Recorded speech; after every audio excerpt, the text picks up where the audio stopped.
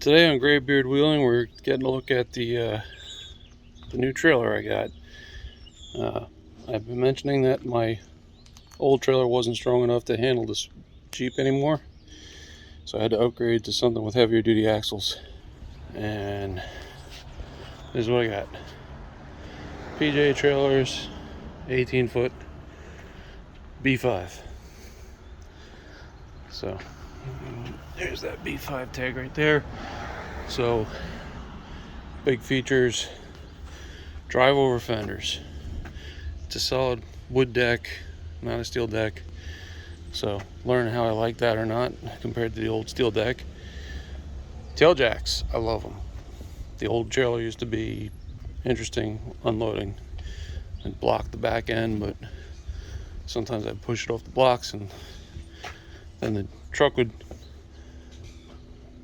have the rear end driven downwards up in the front end, or actually the rear end would lift, and the parking brake and transmission stop the rear axle, so it would push the truck. So it would get interesting. So this one's got the jacks to keep the tail end from pushing down.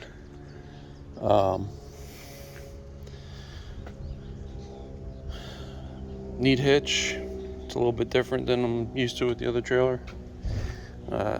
Got a drop bottom on the jack here, so I don't have to do quite as much cranking. Had them add the trailer box, spare tire mount, winch plate, and that's what we got from PJ. So I have some ideas for some additions to make it a little bit more functional. Oh, and it's got slide-in ramps. Looking at adding a 2-inch hitch receiver, maybe on top of here and braced down to this plate here. And I'm gonna probably pick up one of those hitch vices. There's a vise, a few manufacturers make them, that can slide into a 2-inch receiver, and then you got a workspace right on the trailer, which I think would be great. Another thing that I always do, I get my Jeep set up where the trailer rides well, and then I paint myself a marker where I want to stop, how far I want to be over. So that's just painted on. I'm probably gonna throw a piece of tape over it, both ways, and then respray gloss black, since the trailer's gloss black, and that'll give me a nice sharp line. And then I have another one back here for the rear tire, just kind of centered up on the hub. It's actually, the Jeep is just a hair forward, but it's, that's where I loaded it the last time I got on it. I painted the marks, excuse me. I painted the marks before the trip up, and then when I loaded the Jeep on the way home, I came just a little forward, but that's fine. An inch here or there is not going to do anything harmful, but that's just a easy, repeatable target for me to hit with the Jeep, since primarily this trailer will be used for this Jeep. Another thing I could do is I could screw a couple of blocks in right where the tires are, but honestly 40-inch tires are going to want to climb. So, and I don't need the paint this way, because with the tires aired down to 8 psi, they just tuck in between the fenders. But I can drive over them if I need to. So if I've got the tires aired up and don't have time to air them down, it'll ride. It's just going to have one tire up on top of a fender and the other one next to it. So that's one improvement I already have halfway done. I want to add the winch. I'm going to add a battery for it, wire that in. I'll probably hang the battery box off the front of the frame rail, maybe right over there, maybe on this side, I don't know. And then another thing, so it's a 7-pin trailer wiring, and something that I see all the time with these trailers, they've got all 7 pins in the connectors, and they run it back. This thing has a panel box down there somewhere. There it is. The center pin on US 7-pin trailer wiring is reverse lights. But we don't have reverse lights. So backing this thing up in the dark, especially, admittedly, I am not a professional driver, and I'm not going to claim that I'm anything special with backing trailers up. Backing them up in the dark, you know, that, my friend, is challenging. So, or at least it is for me. Add to that I live on a fairly normal width road that the neighborhood parks a lot of cars on the side of the road. That takes up the width real quick. So getting this backed into my driveway after a long day of driving in the dark gets hard for me. Again, not a professional driver. So my sister-in-law gave us these lights. They're campers. They have a Jeep, but they're not crazy rock crawlers like my family.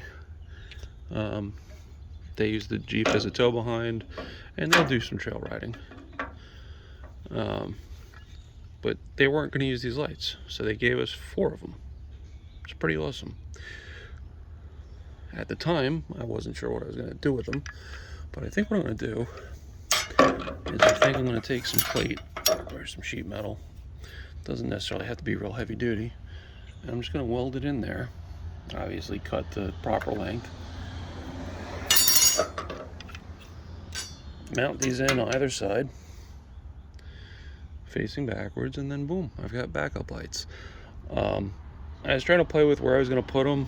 I was playing with an idea of putting them back here, on the Dove. The concern being that the Dove may end up, the dovetail may end up obscuring some of the light. Do I need light at the immediate rear of the trailer, or do I need to throw it far enough back that I can see where I'm putting the trailer? I think it's the latter. So I think putting them up here will be fine. And if I find it's not, well, I can always cut them off and change it, or I can put them on a stem.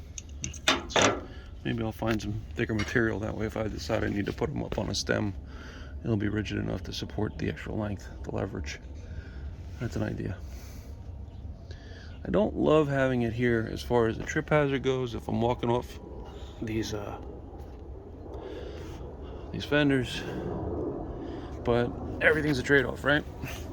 So anyway, that's idea number 1. 1 on each side, backup lights.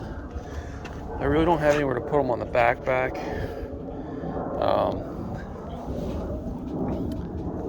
could try looking for something that is recess installable and put it right in between there,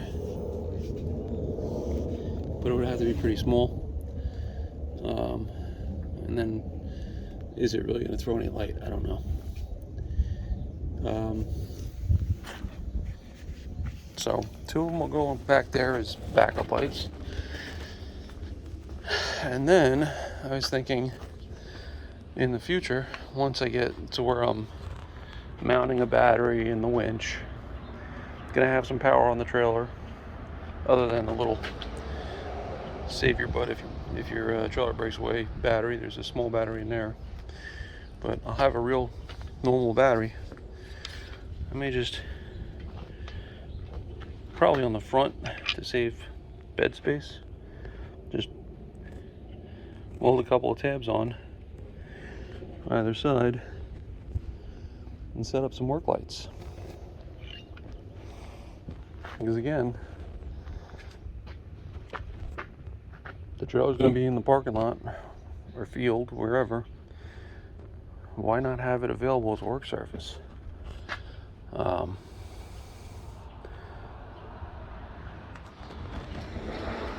possibly in the more distant future, I could even look at doing some sort of a frame up. I've seen guys put frames on these things and put it like a rooftop tent or something like that. But certainly if I build that, I could also do some lighting, or move these up into that, and then get light on the top of the Jeep for engine bay looking. But with rock crawling, a lot of the damage tends to be on the bottom anyway, so some light down at the bottom wouldn't be bad.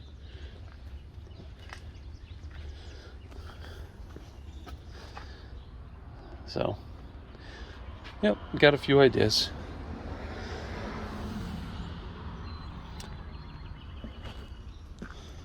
But I do like this trailer. So, anyway, I'm gonna go look for some material that I can use to make some brackets, and I've got to chase the wiring and make sure everything works too. Maybe that should be step one. Find that wire and tap into it and see if it works. Okay, I got that cover plate off, and all 7 spots in the junction box are in use. Well, I came to figure out that they're using one of the spots to tie the lead from the trailer wiring harness. Well, they're tying something in with the brakes, with the breakaway box. So this wiring actually goes straight through the frame rail and out to the trailer box. So that's why they're using that. But if we get a look in the main harness coming off the connector, off the 7-pin connector, if we can get the focus, there's a wire just kind of stuck in there, cut off. That's that center run for the reverse lights, and we've got plenty of this wire looped up here. They give you plenty of extra, so I should be able to cut this insulation back a little bit. Hopefully I can finagle enough, and I'm thinking I'm just going to put a bullet connector on there, since the junction box is all loaded up. Put a single bullet connector on it, and then coming forward here on this 3-wire, the yellow lead's not used for anything on this frame. I checked it at every junction, and it's just cut off and hanging there. And this trailer's brand new, so that cabling shouldn't be too corroded or anything like that. So I should be able to tie into it, and I'm trying to decide if that's the best way to do things. My other option is to just run another wire and just follow the main harness.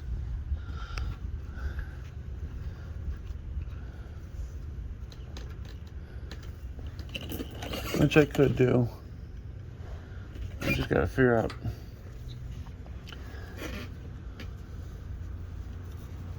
how they're really running the wires all the way down the frame rail to the back of the trailer.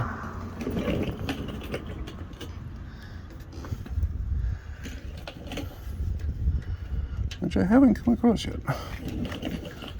Where is all this wiring going?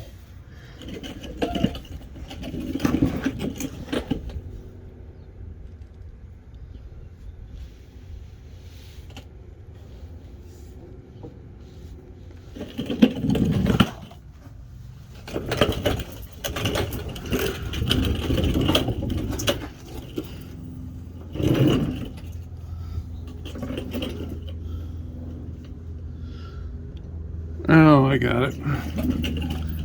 They're hiding it.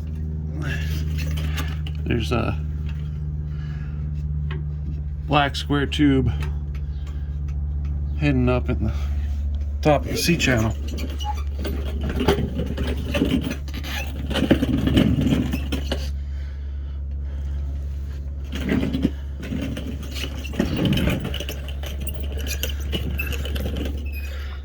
There it is. It'll be hard to see.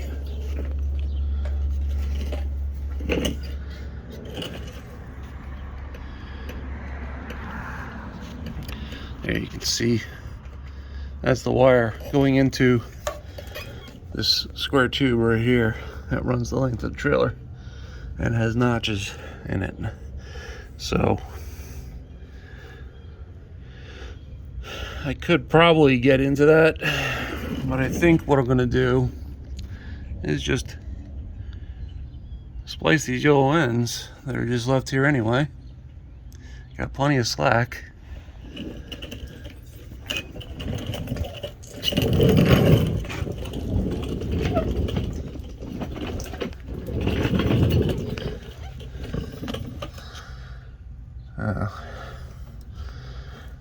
Flaw in the plan. Where does that go?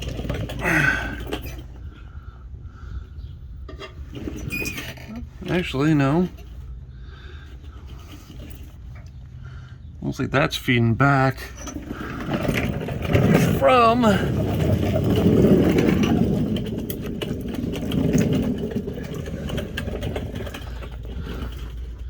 yep, that's what they did.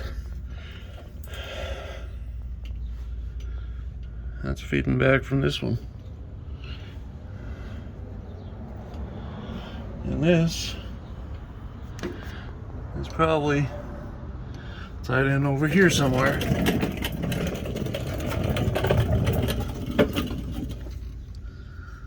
Well, actually, yellow is in use there. Alright, this is going to take some more figuring, I guess.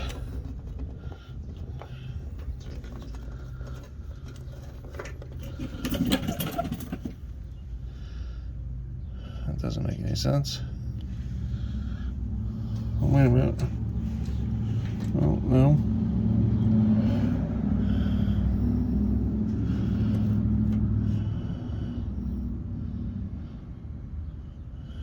Alright.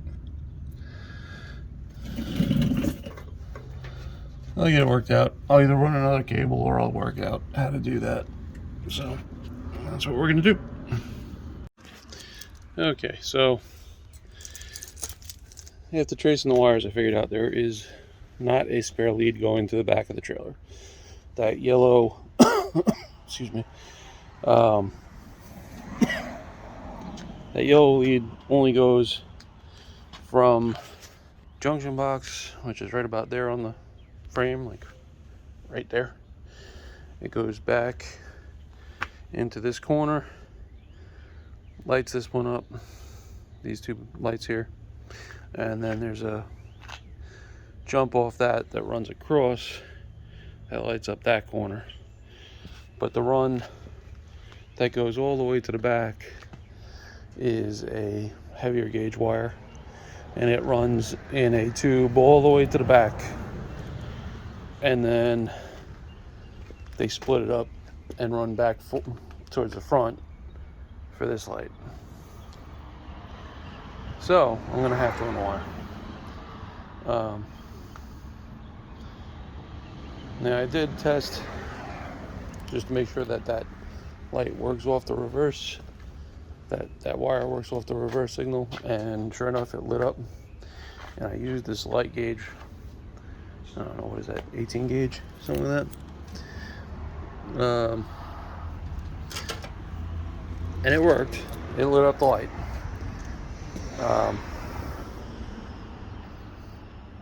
Probably not going to use that. I need to go get a bullet connector anyway. I don't have any bullet connectors, and I want to make sure that that's the style of connector I use. I want to make sure that it's going to be fairly round inside that bundle and not be something that's going to rub up against stuff. So I may just go ahead and pick up a piece of wire or a coil of wire that'll run the length of the trailer, and then it'll just be one splice at the front instead of splicing into the main harness and then splicing into that smaller harness. It'll be one splice up here. It'll run all the way back, all the way. I may be able to get it to come out here, and then I need to get another one coming off of that across to that side. And then for the ground signal, I'll probably just jump off of the existing. I've got to double check what the ground is, but I believe it's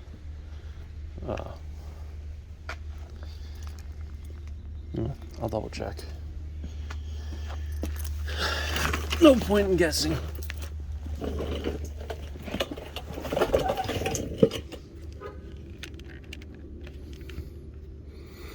Yeah. The ground going all the way back to the white.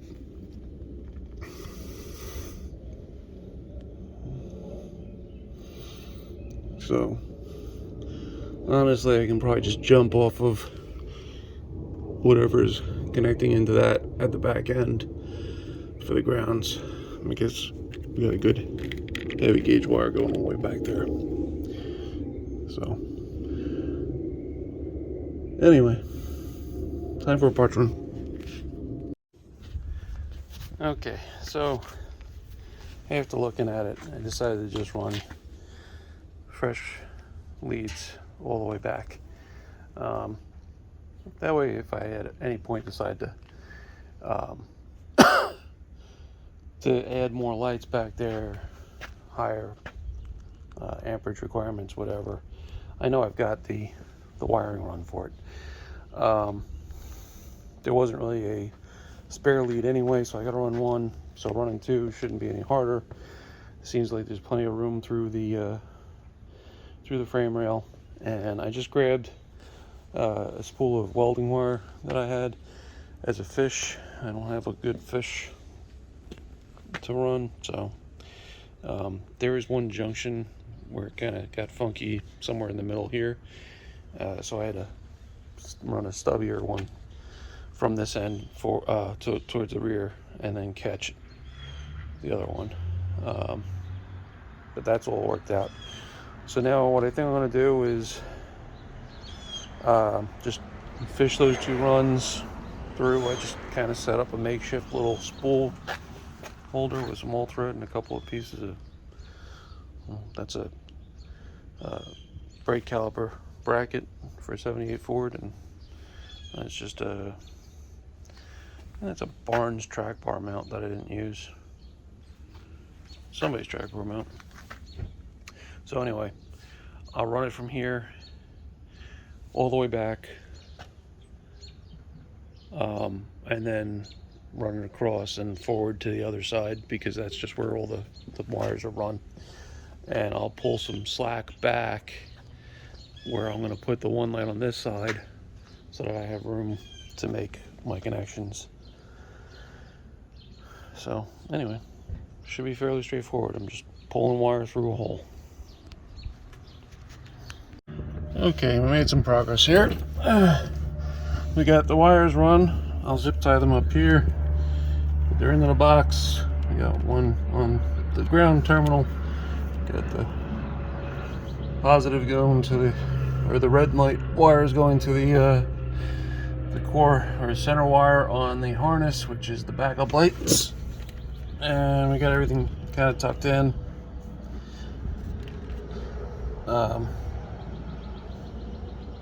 Again, I used the bolt connector here just to keep it kind of streamlined, since the trailer manufacturer used the 7th lug for something else. So good, just go ahead and zip tie those, put the cover back on, and the wires are just in with the loom.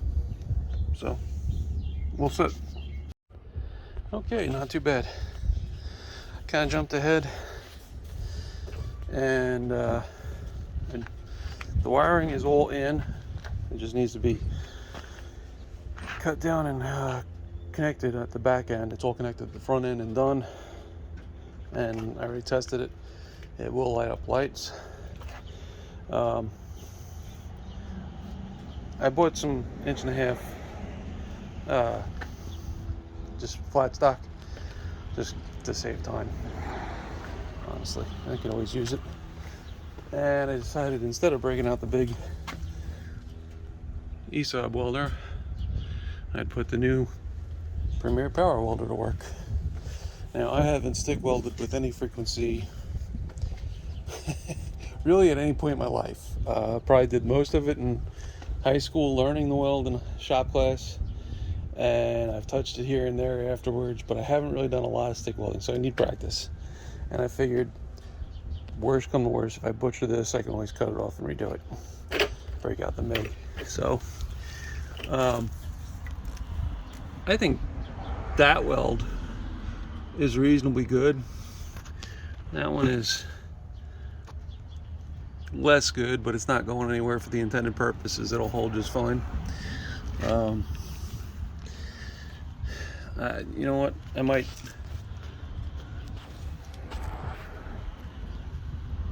give it a second run. I might clean it up and give it a second run. I'm spacing it 2 inches out from this block. I was gonna put it right up against here, and then I was like, you know what? The light's gonna be on it, but it's going to be a pretty strong attachment point. You know, it's reasonably strong, thick metal. So why not space it out and make room enough for at least a small strap to drop through there. So that was my logic. You know, obviously one of these big guys isn't dropping through there, but something small, little cargo strap will go through. So anyway, making progress. I did drill a hole underneath. I was going to just pass the wires underneath just over the license plate, but then what was I going to do on the other side? There's no license plate light to hold it up. So drilling holes, book grommets, and pass the wires through the grommet, and then there's just a hollow space up in here that they've got all the wiring. And they've got the same thing on both sides, so that'll work out perfectly. So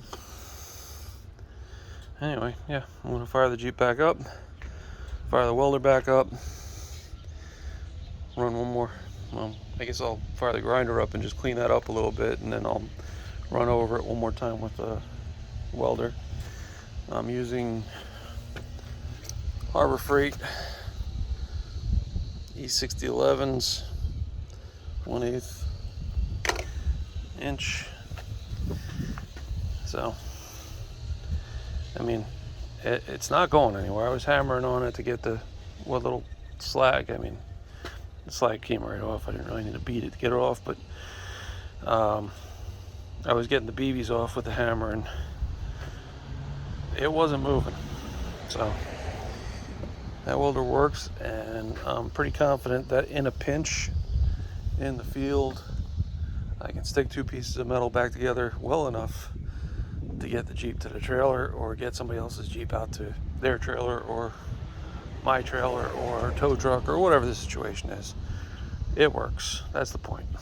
So back to it. Okay, we got one side done, painted up, ready to go. That is good enough for me. So now I'm going to move the trailer so I can get it the other side. Well, we got lots of cleanup to do, but brackets are on, lights are in. I just need to crawl under there and zip tie the wires up a little bit, but not a bad little project.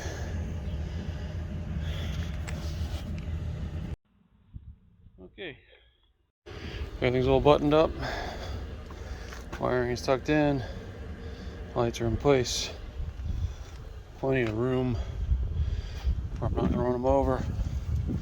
And I also went ahead and touched up my cheater bars, my cheater lines, so they kind of look okay now instead of being really bad. So anyway, time for dinner.